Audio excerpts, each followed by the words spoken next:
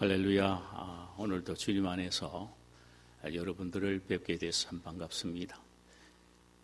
요즘은 이런 인사를 해야 될 정도로 코로나가 아주 기승을 부려서 지금 참 숫대밭을 만들고 있습니다. 여러분들께서 늘 건강 조심하시고 조심하는 것도 우리가 신앙적 행위입니다. 그래 조심하시고 그렇다고 해서 위축할 필요는 없습니다. 하나님이 우리와 함께 하시기에 우리는 늘 승리하게 되는 것입니다. 할렐루야. 오늘 이 시간 우리가 함께 나누고자 하는 말씀의 제목은 나에게도 간증이 있는가라는 제목이며 본문은 갈라디아서 1장 11절에서 24절의 내용입니다.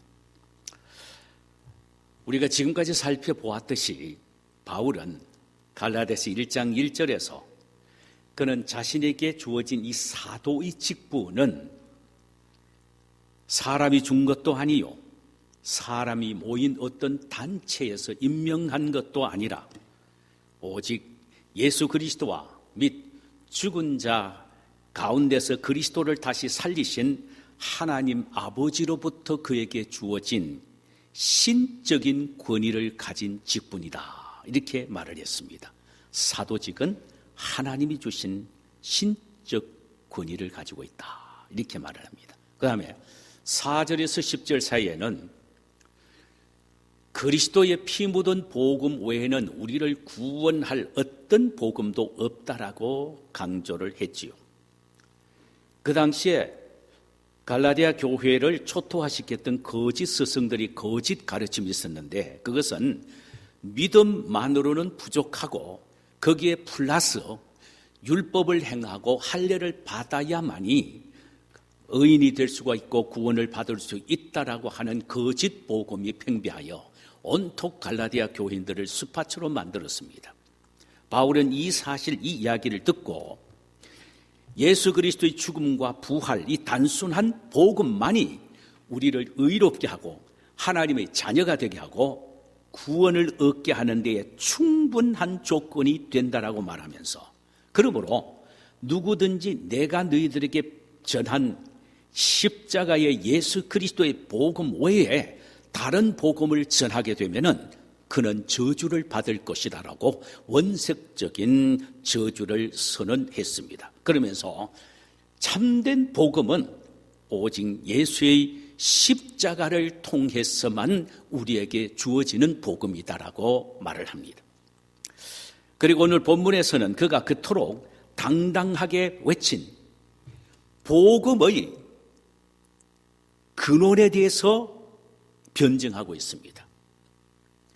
1장 1절에는 사도의 근원에 대해서 이야기를 했다면 오늘 본문에는 복음의 근원에 대해서 이야기를 합니다. 참된 복음의 근원이 뭐냐? 근원이 어디서부터 왔느냐? 이걸 이야기를 합니다. 11절에 12절 보면 형제들아 내가 너에게 알교하노니 내가 전한 복음은 사람의 뜻을 따라서 된 것이 아니라 이는 내가 사람에게서 받은 것도 아니고 배운 것도 아니요 오직 예수 그리스도의 계시로 말미암은 것이니라. 내가 전한 복음이 내 머리에서 짜낸 고안해낸 내 아이디어가 아니며 그 어떤 사람으로부터 받은 것도 아니고 그 누구로부터 배워서 너에게 전한 것이 아니라는 것입니다. 이것은 오직 그리스도 예수의 계시로 말미암아 되어진 것이다. 이 계시란 말은 reveal이란 말입니다. 감추어졌던 것이 드러난다라는 의미입니다. 지금까지 감춰져 있던 것이 예수 그리스도를 통하여 드러내어 주신 것이 바로 복음이다 말이에요. 그렇다면 이 복음 역시 신적인 권위가 있다. 하나님이 주신 것이다. 하나님의 계시로 말미암아 주신 것이다라는 의미입니다. 하나님이 감추어 놓았던 자신에 대한 비밀을 인간에게 드러내는 것이 계시라고 말한다면은 하나님은 두 가지 방법으로 인간에게 자신을 계시하십니다. 드러내십니다. 하나는 일반적인 방법입니다. 이거 소위 일반 계시라고 말합니다. 쉽게 표현하면은 해와 달과 별과 꽃과 나무, 이 자연 만물 모든 것을 통하여 하나님은 자신을 드러내 보여주시고 계신다는 것입니다. 이 사실을 로마서 1장 20절에서 이렇게 말합니다. 창세로부터 그의 보이지 아니하는 것들, 곧 그 영원하신 능력과 신성이, 하나님의 영원한 능력과 신성이 그가 만드신 만물에 분명히 알려졌나니 그러므로 그들이 핑계하지 못할 것이니라. 들의 풀 한 포기, 꽃 한 송이를 통해서도 하나님은 당신의 능력과 거룩한 속성인 신성을 보여주셨다는 것입니다. 그러므로 인간은 자연 만물을 통하여 하나님의 존재와 역사하심과 능력을 볼 수 있어야 한다는 것입니다. 하나님이 알 수 있도록 보여주셨기 때문입니다. 또 하나는 하나님은 특별 계시를 통해서 특별한 방법으로 자기를 나타냄을 통해서 당신이 어떤 분인가를 보여주시고 계신다는 것입니다. 이 특별 계시는 세 가지 수단이 있습니다. 하나는 성경입니다. 우리가 읽고 사랑하고 믿고 있는 성경은 하나님이 자신을 우리에게 가장 완벽하게 알려주시는 특별 계시의 총체입니다. 그러므로 우리는 성경을 통하여 하나님의 얼굴을 마주 대하듯이 볼 수 있는 것입니다. 또 특별 계시의 하나의 수단은 예수 그리스도입니다. 하나님은 자신이 어떤 분이신지를 말과 행동과 삶을 통하여 구체적으로 실제적으로 보여주시기 위하여 자신이 육신의 몸을 입고 인간 세상에 오신 것입니다. 이에 대하여 골로새서 2장 9절에서는 이렇게 기록하고 있습니다. 그 안에는 신성의 모든 충만함이 육체에 거하시고, 신성이 충만하신 하나님이 육체를 입고 오셨는데 그분이 바로 예수 그리스도라는 것입니다. 그래서 예수님은 나와 아버지는 하나다, 나를 본 자는 아버지를 보았다라고 말씀하신 겁니다. 그러니까 예수 그리스도는 특별 계시의 클라이막스입니다. 그분은 곧 보이지 않는 하나님을 실제로 보여주시는 분이십니다. 그러므로 우리는 예수 그리스도를 통하여 아하, 하나님이 이런 분이시구나 하는 것을 발견하게 된다는 것입니다. 자, 특별 계시의 세 번째입니다. 우리가 잘 아는 부분입니다. 이것은 세 번째 수단은 간증입니다. 간증은 특별 계시의 주체가 되시는 예수님이 찾아오셔서 나를 만나주시고 그가 이루신 십자가 사건의 위대한 능력을 나로 하여금 받아들이게 하시고 십자가에 피 묻은 복음을 깨닫고 감격하는 것인데, 이것은 하나님이 특별히 나에게만 보여주시고 체험케 하시는 계시입니다. 바울은 자신이 전한 복음이 바로 예수님이 자신에게 보여주신 계시이며, 이 계시가 자신에게 나타났을 때 자신 속에는 엄청난 변화가 일어났다라고 말합니다. 이 일어난 변화를 말하는 것이 간증입니다. 그러니까 하나님을 특별히 만났다, 예수 그리스도를 특별히 만났다, 성경을 통하든 기도를 통하든 비상적인 방법을 통하든 하나님을 만나고 예수를 만났다고 우리가 말할 때는 예수님이 그에게 특별히 자신을 계시하는 결과입니다. 그렇다면 어떻게 되겠습니까? 사람이 바뀌어지지 않을 수 없이요, 변화되지 않을 수가 없습니다. 그 변화된 사실, 그 전체를 사람들에게 이야기하는 것이 바로 간증입니다. 하나님은 나를 이렇게 만나 주셨습니다. 나는 예수를 이렇게 만났습니다. 그래서 지금 내가 이렇게 변화되었습니다. 이런 간증이 따라온다는 것입니다.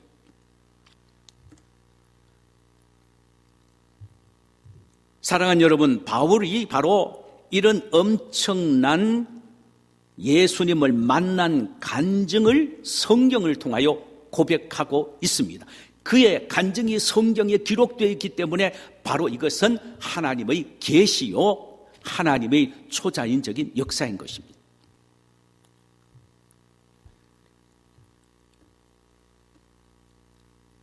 바울뿐만 아닌 우리 모두에게도 적어도 내가 십자가 예수를 만났고 그분의 구원 사건이 내 속에 들어왔다면 반드시 나를 변화시킨 증거인 간증이 있어야 합니다. 그래서 제자 훈련 제1과에 보면은 제일 먼저 우리 모두는 간증이 있어야 된다고 이야기합니다. 그래서 길게는 자기 나름대로의 간증, 10분짜리 간증을 만들고 짧게는 3분짜리 간증을 만들어야 한다.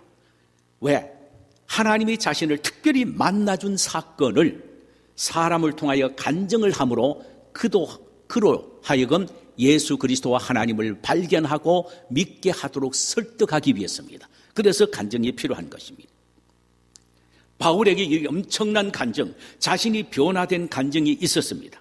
물론 어떤 사람은 바울과 같은 획기적인 변화를 경험할 수도 있고 어떤 사람은 어릴 때부터 신앙생활을 해왔기 때문에 디모데적인 변화도 있을 수가 있습니다. 그러나 나름대로 자신이 변화되고 주님을 만난 감격을 이야기할 수 있는 간증은 있어야 합니다.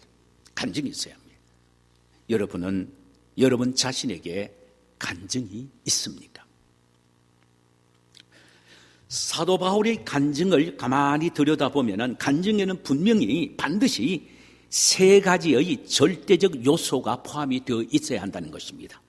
첫 번째로는 내가 예수를 만나기 전에 어떤 사람이었던가 하는 부분에 이야기가 있어야 되고, 그 다음에 내가 어떤 순간에 어떻게 예수를 만나게 되었는가라는 결정적인 순간, 터닝 포인트가 있어야 되고, 세 번째로는 내가 예수를 만나고 난 후에는 내가 지금 이런 사람으로 변화되었다라는 이야기가 있어야 합니다. 이 세 가지 요소가 있어야 됩니다. 예수 믿기 전에 자신이 어떤 사람이었느냐, 결정적으로 예수를 만난 순간은 어떤 순간이었느냐, 만나고 난 후에 내가 어떤 사람으로 지금 변화되어 있는가, 이 부분을 반드시 첨가가 되어야만이 진정한 간증이 될 수 있다는 것입니다.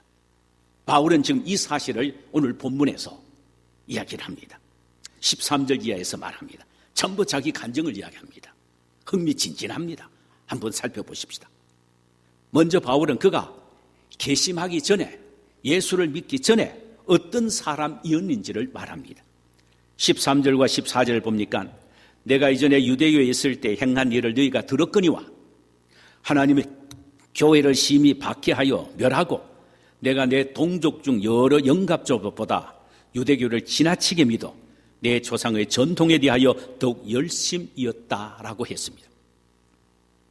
여기서 바울은 그가 기독교로 개종하기 전 유대교에 있을 때 기독교에 대한 악랄한 사람이었다라는 사실, 그리고 그 사실이 갈라디아 교인들이 다 알고 있는 주제의 사실이라는 겁니다. 이에 대하여 그는 두 가지 예를 들고 있는, 하나는 하나님의 교회를 심히 박해하고 잔해했다는 것입니다.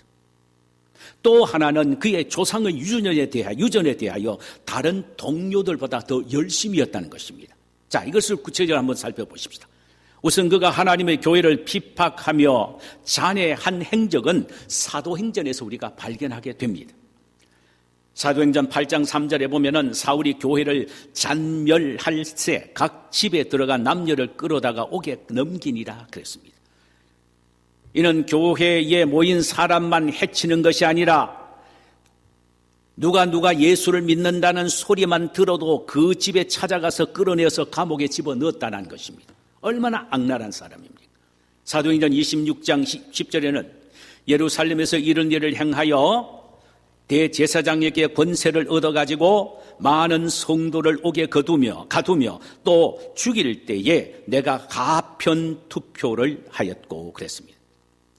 하나님의 교회를 핍박하라는 권세를 대제사장을 통하여 받아가지고 성도를 잡아 옥에 가두기 위하여 그는 이리저리 뛰어다녔습니다.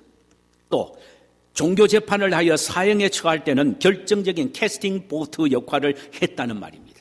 더 나아가서 그리스도인들을 즉결 처단할 때는 하속들을 시켜서 돌로 쳐 죽이게 하고 그가 그들의 옷을 지키고 있었다라고 했습니다. 그 대표적인 신뢰가 사도행전 7장에 나오는 스데반을 죽일 때의 일입니다. 그는 스데반을 죽이도록 옆에서 조종을 했고 스데반을 돌로 쳐 죽이는 사람들의 옷을 지켜주면서 잘한다 하면서 격려를 했던 사람이었습니다. 그의 목표는 하나님의 교회를 철저하게 잔멸시키는 것이었습니다. 또 하나 그의 개종전의 특징은 유도교회의 전통에 아주 열광적이었습니다. 이게 중요한 부분입니다. 그는 유대교회에서는 다른 동료들보다 훨씬 헌신적이고 열광주의자였습니다. 이 말의 의미는 누구든 율법을 준수하지 않고 할례를 거부하면 그대로 두지 않았다는 말입니다. 그래서 구원의 절대 조건은 오직 믿음이라고 주장하는 그리스도인들을 그대로 둘 수가 없어서 찾아다니면서 박해를 했다는 것입니다. 그는 기독교로 개종하기 전에 이토록 기독교를 박해한 악랄한 사람이었다라는 사실을 스스로 그가 간증을 하고 있습니다. 이런 사람이었습니다. 아마 여러분들도 예수 그리스도를 믿기 전에 나름대로 기독교를 비판하고 예수 믿는 사람을 우습게 보고 하나님이 없다라고 하늘을 향하여 삿대질을 한 사람도 아마 있을지도 모릅니다. 바울은 그보다 한 수 더 뜰 정도로 예수 믿는 사람을 잡아다가 죽일 정도의 악랄한 사람이었습니다. 이것이 바울이 개심하기 전의 모습입니다. 둘째로, 회심의 순간에 자신에게 일어난 일들을 말합니다. 그러면 어떻게 결정적으로 회심하게 됐고 회심할 때 자신 속에 어떤 역사가 일어났는가, 이것을 이야기를 합니다. 회심의 순간에는 자기 속에 지각 변동이 일어났다라고 말합니다. 어떤 변동이 일어났습니까? 바울의 회심의 모습을 보면은요, 가치관의 변화가 일어나는 것이 가장 두드러진 모습으로 나옵니다. 13절과 14절에 보면은 내가란 말이 여러 번 나옵니다. 내가 하나님의 교회를 심히 비판하였다. 내가 교회를 잔해했다. 내가 유대교를 지나치게 믿었다. 내가 내 조상의 유전에 대하여 더욱 열심이었다. 이렇게 말합니다. 그는 개심 전에는 열심히 열정적인 유대 종교주의자였지만은 그러나 그는 철저하게 자기 중심이었습니다. 내가 할례를 받았고 내가 율법을 행했다. 철저히 자기 중심이었습니다. 내 열심과 내 열정으로 내가 내 일을 했다라고 했습니다. 자기 중심의 가치관을 가지고 있었습니다. 이런 가치관의 결과로 그는 열정적으로 그리스도인을 비판했고 옥에 가둬넣었고 심지어 돌로 쳐 죽이는데 앞장을 섰던 것입니다. 그러나 15절과 16절에 보면은 그의 가치관이 어떻게 바뀌어졌는지 우리가 보게 됩니다. 거기에 보면은 모태에서부터 나를 택정하신 하나님, 그의 은혜로 나를 부르신 하나님, 내 안에 그의 은혜인 예수를 나타내시기를 기뻐하시는 하나님, 이렇게 철저히 하나님 중심의 사람으로 바뀌어졌습니다. 그는 개심 전에는 자기로 충만한 사람이었으나 개심 후에는 모든 것을 하나님의 은혜로 여기는 하나님의 은혜에 충만한 사람이었습니다. 모든 것이 하나님의 은혜다. 나를 택한 것도 하나님이요, 나를 부르신 것도 하나님이요, 내 속에 예수를 나타내시기를 기뻐하신 것도 하나님의 은혜입니다라고. 지금까지 철저히 자기중심적인 사람이 이제는 하나님 은혜 중심의 사람으로 바뀌어지게 된 것입니다. 그렇습니다. 예수님을 만나는 순간은 자신이 깨어지고 부서지고 포기되고 죽는 순간임을 알아야 합니다. 주님의 계시를 맛본 사람은 결코 그 앞에서 자신을 드러낼 수가 없습니다. 오직 하나님만 드러내야 하는 것입니다. 이제 사도 바울이 고백한 하나님의 은혜를 구체적으로 한번 살펴보십시다. 바울이 받은 은혜가 도대체 뭐냐? 우리 모두도 함께 받고 있는 은혜지요. 이게 뭐냐? 첫째로는 하나님의 선택입니다. 내가 어쩌다 보니 이 세상에 태어난 것이 아니라는 것입니다. 내가 이미 태어나기도 전부터 하나님이 나를 내 어머니의 뱃속에 있을 때부터 이미 그 전부터 선택하여 구별하셨다는 것입니다. 이 선택은 자신의 노력이나 의사와는 관계가 없이 전적으로 하나님의 은혜의 역사라는 것입니다. 여러분, 우리 역시 하나님의 선택에 의해서 하나님에 의하여 부름을 받은 사람들입니다. 선택에 대해서는 바울과 동일합니다. 내가 예수를 선택한 것이 아니라 만세전에 하나님이 주권으로 나를 당신의 자녀로 선택해 주셨다는 사실입니다. 두 번째로 하나님이 선택하신 것으로 끝난 것이 아니라 부르셨다는 것입니다. 무엇으로 부르심을 입었다고 했습니까? 두 가지 면에서의 부르심입니다. 하나는 구원애로의 부르심이요, 다른 하나는 사역애로의 부르심입니다. 바울은 하나님이 자신을 부르신 목적은 구원을 받도록 하기 위함은 말할 것도 없고 특별한 사역을 위하여 부르셨다는 것입니다. 그것은 이방에 당신을 전하도록 하기 위하여 부르셨다는 거예요. 만세전에 자신을 선택하신 하나님이 자신을 구원시키고 이방의 사도로 사용하기 위하여 예수를 자신 속에 나타내어 자신을 부르셨다는 것입니다. 여러분, 우리 모두도 기억해야 될 것은 이거 똑같은 원리입니다. 하나님은 만세전에 우리를 선택해 놓으셨습니다. 그리고 하나님의 때가 되어서 우리를 구원애로 부르셨습니다. 우리로 하여금 예수 그리스도를 믿고 예수 그리스도를 우리의 마음속의 구주로 영접케 함으로 말미암아 우리를 구원하셨습니다. 그것만이 아닙니다. 예수의 계시를 받은 우리, 예수의 복음을 받은 우리가 아직도 예수를 모르는 사람들에게 가서 예수 그리스도를 전하도록 하기 위하여 오늘날 우리를 불러주셨다는 것입니다. 복음을 전하도록 하기 위하여 부름을 받은 우리가 복음을 전하지 않는다면 이것은 직무유기에 해당하는 것이 되는 것입니다. 세 번째로 하나님이 자신에게 나타난 은혜는 자기 속에 하나님의 아들을 나타내셨다는 겁니다. 그리고 그것을 기뻐하셨다는 겁니다. 16절 중반에 보니까 그를 내 속에 나타내시기를 기뻐하실 때에 그랬습니다. 이는 하나님의 사도 바울의 마음속에 특별히 예수 그리스도를 나타내셨다는 겁니다. 즉 계시하셨다는 것입니다. 어느 날 그가 예수 믿는 사람을 잡아 결박하기 위하여 다메섹으로 가던 도중에 갑자기 하늘에서 빛이 자신에게 비치면서 큰 음성이 들리기 시작했습니다. 사울아, 사울아, 내가 어찌하여 핍박하느냐? 나는 내가 핍박하는 예수다. 그는 주님의 이 음성을 듣는 순간 꼬꾸라져 굴복하게 됩니다. 하나님이 강력하게 당신의 아들 예수를 바울의 마음속에 계시하신 것입니다. 보여주신 것입니다. 드러내신 것입니다. 자신이 선택한 것이 아니라 하나님이 일방적으로 예수 그리스도를 바울 속에다가 드러내신 것입니다. 바울은 깜짝 놀랍니다. 세상에 알고 보니까 자기 속에 예수가 계세요. 마치 눈으로 보듯이 훤하게 알 정도로 하나님은 예수를 자기 자신 속에 계시하신 것, 드러내 보여주신 것입니다. 이 놀랄만한 감격을 간증하지 않을 수가 없지요. 바로 이것이 간증이에요.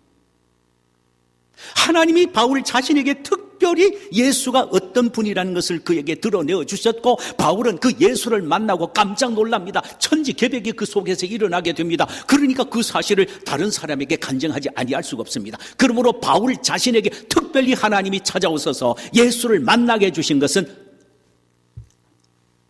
하나님의 계시입니다. 특별히 바울에게 주어진 하나님의 계시죠.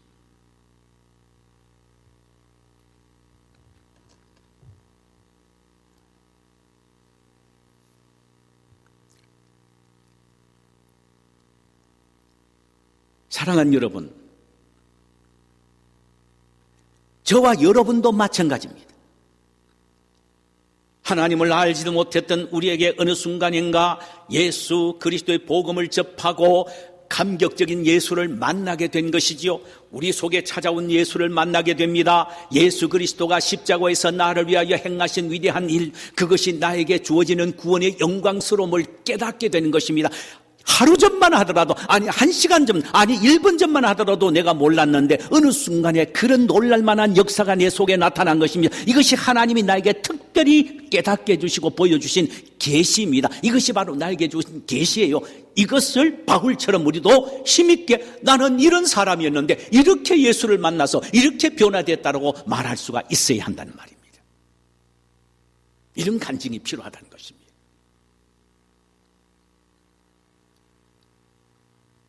마지막 간증의 세 번째 요소는 계심 후에 일어난 일들입니다. 이게 있어야 됩니다. 증거로 나타나야 됩니다. 나는 예수를 만났다 했는데 옛날이나 지금이나 똑같은 삶을 산다. 가치관이 똑같다. 그건 진짜 만난 게 아니에요.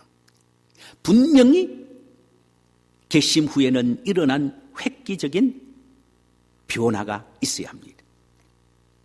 그는 기독교로 개종한 후에는 박혜자에게서 계시의 전달자로 바뀌어졌습니다. 16절 하반절에서 24절까지 좀 깁니다만 한번 들어보실래요? 내가 곧 혈육과 의논하지 아니하고 나보다 먼저 사도된 자들을 만나라고 예루살렘으로 가지 아니하고 오직 아라비아로 갔다가 다시 다메섹으로 갔노라. 그 후 3년 만에 내가 게바를 신방하려고 예루살렘에 올라가서 저와 함께 15일을 유할세 주의 형제 야고보 외에 다른 사도들은 보지 못하였노라. 보라, 내가 너에게 쓰는 것은 하나님 앞에서 거짓말이 아니로라. 그 후에 내가 수리아와 길리기아 지방으로 이르렀으나 유대의 그리스도 안에 있는 교회들이 나를 얼굴로 알지 못하고 다만 우리를 핍박하던 자가 전에 잔해하던 그 믿음을 지금 전한다 함을 듣고 나로 말미암아 영광을 하나님께 돌리니라 그랬습니다. 우리가 이 구절들 속에서 주목해야 될 것은 16절 하반절입니다. 나는 혈육과 의논하지 않았다. 나는 예루살렘에 올라가서 사도들과 의논하지 않았으며 그 어떤 사람과도 만나지 않았다라는 내용입니다. 그가 그렇게 말하는 것은 자신이 지금 전하고 있는 복음이 사람으로부터 배운 것이거나 검증받은 것이 아니라 주님으로부터 직접 받은 주님의 계심을 주장하기 위해서입니다. 그는 이 사실을 증명하기 위하여 세 가지 알리바이를 제시하고 있습니다. 세 가지 알리바이. 하나는 내가 예수를 만나고 난 이후에 다른 사람 일절 만나지 않고 바로 아라비아로 갔다라는 이 사실이 그가 지금 외치고 전하고 있는 복음이 사람으로부터 받은 것이 아니고 하나님으로부터 받은 신적 권위가 있다라는 사실을 간증하고 있는 것입니다. 왜 아라비아로 갔습니까? 그가 그곳에 간 것은 성령의 강력한 인도로 주님을 특별히 만나기 위해서였습니다. 그는 그곳에서 주님을 만나 주님이 지신 십자가의 능력의 위대함과 권능을 경험하게 됩니다. 주님으로부터 다른 사도들이 받았던 가르침을 이곳에서 1대1로 직접 듣고 배우게 된 것입니다. 주님이 바울에게만 특별히 계시하셨던 것입니다. 그는 3년 동안 주님과의 깊은 만남을 통하여 주님을 가슴속 깊이 모시는 감격적인 역사가 있었던 것입니다. 또 하나의 알리바이는 그가 예루살렘에 올라가서 다른 사람과 만나지 않고 15일 동안만 베드로와 야고보와 그저 잠깐 만나면서 복음을 전한 경험을 이야기를 합니다. 18절과 20절 사이입니다. 이제 아라비아 3년을 마치고 그 후에 3년 만에 내가 게바를 방문하려고 예루살렘에 올라가서 그와 함께 15일을 머무는 동안 주의 형제 야고보 외에 다른 사도들을 보지 못하였노라. 그가 개종 후 3년 만에 아라비아 사막에서 돌아온 후 곧장 예루살렘으로 올라가기는 했습니다. 그게 오랫동안 머물지 않고 15일 동안 머물면서 단지 베드로와 야고보만 만났고 그것도 15일간 대부분 전도하면서 지냈기에 그 두 사도들로부터 복음을 듣고 배울 시간이 없었을 뿐만이 아니라 거기에다가 자신의 복음은 이미 아라비아 사막에서 완전히 정립이 되었기 때문에 다른 사도들로부터 배울 필요가 없었다는 것입니다. 그래서 자신이 전한 복음이 하나님으로부터 주어진 하나님으로부터 계시된 신적 기원을 가지고 있다라고 자신 있게 이야기를 하고 있는 것입니다. 마지막 하나의 알리바이는 그 후에 그는 예루살렘에서 먼 북쪽으로 복음을 전하러 갔다라는 것입니다. 21절과 24절 사이입니다. 그 후에 내가 수리아와 길리기아 지방에 이르렀으나 그리스도 안에 있는 유대의 교회들이 나를 얼굴로는 알지 못하고 다만 우리를 박해하는 자가 전에 멸하려던 그 믿음을 지금을 전한다 말을 듣고 나로 말미암아 하나님께 영광을 돌리니라 그랬습니다. 그는 예루살렘에서 베드로가 야고만 만나고 돌아온 후 곧장 어디로 갔느냐? 먼 북쪽 시리아와 길리기아 지방으로 복음을 전하러 갔습니다. 그리고는 주님의 제자들을 다시 만난 것은 그로부터 14년 후라 그랬습니다.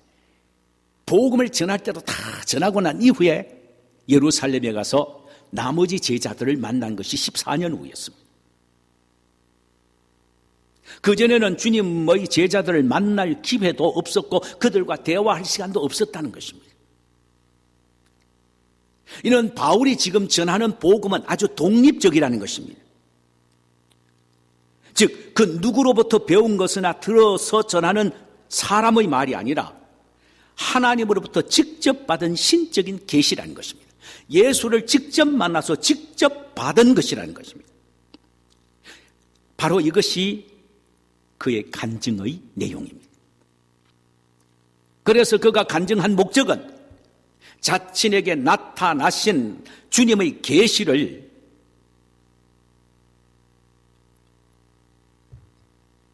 모든 사람들에게 전하도록 하기 위해서입니다. 그 계시의 핵심이 뭐냐? 예수단 말이죠. 예수가 십자가에 나를 위하여 피 흘려 죽으심으로 나의 모든 죄가 용서함을 받아 하나님 앞에 의인이 됐고 하나님의 자녀가 되었다라는 예수 한 분만을 믿으면 엄청난 천지개벽이 일어난다는 이 예수 한 분의 복음을 전하기 위하여 그는 자신이 전하는 복음이 예수로부터 직접 받은 계시이라는 사실을 강조하고 있는 것입니다. 그의 간증의 핵심은 이겁니다. 다른 것 아닙니다. 예수입니다. 내가 예수를 만났다. 내가 예수를 만나 사람이 이렇게 바뀌어졌다. 내가 예수를 만나기 때문에 이 예수를 전하지 아니할 수가 없었다. 예수야말로 하나님이 나에게 보여준 최고의 클라이막스의 계시다. 그래서 그는 미친 사람처럼 뛰어다니면서 예수에 대한 간증을 한 거예요. 자기가 경험한 간증. 이제 결론적으로 우리가 함께 도전을 받아야 될 질문 그리고 우리가 대답해야 될 대답이 있습니다. 우리가 진정 성경을 하나님의 특별한 계시로 믿느냐라는 것입니다. 믿고 있다면 왜 우리의 삶과 사역에는 그 어떤 두드러진 변화가 일어나지 않고 있느냐란 말입니다. 내가 만난 예수가 진짜 나를 위하여 십자가에 피 흘려 죽으신 예수냐? 그 예수를 진짜 내 마음속에 모시고 있느냐? 그렇다면 오늘날에도 그 예수의 능력이 나의 삶을 통하여 나타나야 된다는 것입니다. 그런데 지금 어떠냐 이 말입니다. 특별 계시인 성경을 내가 가지고 있고 특별 계시인 예수님을 내가 모시고 있고 특별 계시라고 할 수 있는 주님을 특별히 내가 만난 간증이 있다라면 내 삶이 어떻게 바뀌어져야 되느냐라는 것입니다. 어떤 역사와 능력이 나를 통하여 나타나야 하느냐라는 말입니다. 엄청난 능력과 역사가 나타나야 될 것입니다. 천지개벽이 일어나는 변화의 역사가 나에게 일어나야 되고 바울처럼 말이에요. 바울처럼 가는 곳마다 복음을 전하는 곳마다 역사와 능력이 나타나야 할 것입니다. 왜 이렇게 안 되느냐? 세월이 흐르면서 복음이 힘이 빠졌습니까? 아닙니다. 하나님의 말씀은 예수 그리스도는 어제나 오늘이나 영원토록 동일하신 분입니다. 그러면 도대체 무엇이 문제냐? 믿음의 문제입니다. 안타깝게 우리 자신을 쳐다봐야 되고 발견해야 될 것은 우리의 믿음의 문제란 말이죠. 정말로 성경은 살아계시는 하나님의 특별 계시고 오늘날에도 이 말씀대로 끊임없이 역사하신다는 믿음을 갖고 있느냐 이 말이죠. 십자가에 죽으시고 부활하신 예수가 내 속에서 나를 변화시킬 뿐만 아니라 그 예수가 증가되는 곳에, 전파되는 곳에, 자랑되는 곳에 엄청난 변화와 기적의 역사가 일어났는다라는 사실을 믿고 있느냐 이 말이죠. 오늘날에도 내가 말씀을 읽고 기도하는 가운데에 끊임없이 예수를 만나고 매일매일 내가 예수를 경험하는 이런 획기적인 변화의 간증이 내게 있느냐 이 말이죠. 이런 확실한 믿음이 있느냐 이 말입니다.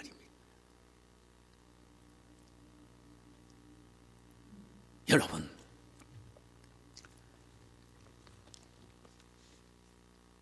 하나님이 이 특별 계시는 오늘날에도 우리에게 끊임없이 말씀하십니다. 특별 계시의 클라이막스인 예수 그리스도는 어제나 오늘이나 영원하게 동일할 뿐만 아니라 살아계셔서 우리 삶에 우리를 변화시키고 환경을 변화시키고 우리를 완전히 새롭게 만드는 능력의 주님이심을 믿느냐 이 말이죠. 오늘날에도 내가 이 말씀을 통하여 기도하는 가운데 주님이 나에게 특별히 자신을 나타내며 신비롭게 경험시켜주는, 그래서 매일매일 내 삶에 간증이 쏟아지는 이런 간증의 역사가 있느냐 이 말이죠. 우리 모두 믿으십시다. 믿음으로 엄청난 하나님의 능력과 권능을 우리의 삶 속에서 경험